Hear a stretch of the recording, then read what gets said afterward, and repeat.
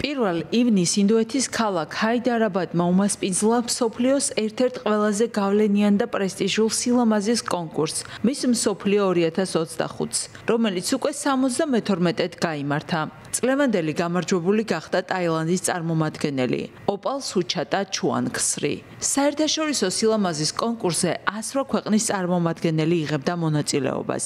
გამარჯვებულმა ჟიურის ყურადღება არამხოლოდ გარეგნობით, არამედ თავისი შინაგანი სიმშვიდით, თავდაჯერებულობითა და ჰუმანურობით მიიპყრო. მოგესალმებით ყველას, მე ვარ სუჩატა ჩუანგსრი.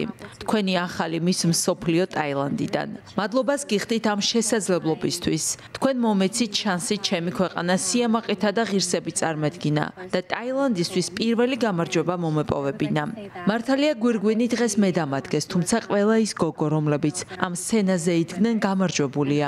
ყველას გვაქვს საკუთარი მიზანი და მისია, რომელსაც გულით ვატარებთ. ვიმედოვნებ, რომ თქვენ სიყვარულსა და მხარდაჭერას არამხოლოდ მე, არამედ ყველა იმ გოგოს გაუზიარებთ, რომლებიც ამ გზას ჩემთან ერთად ადგანან. უღრმესი მადლობა იმ სითბოსთვის, რომელიც მივიღეთ, როგორც ინდოეთიდან, ისე მსოფლიოს სხვა კუთხეებიდან. იმედი მაქვს, რომ ვიქნები ღირსეული და გავამართლებ თქვენს იმედს.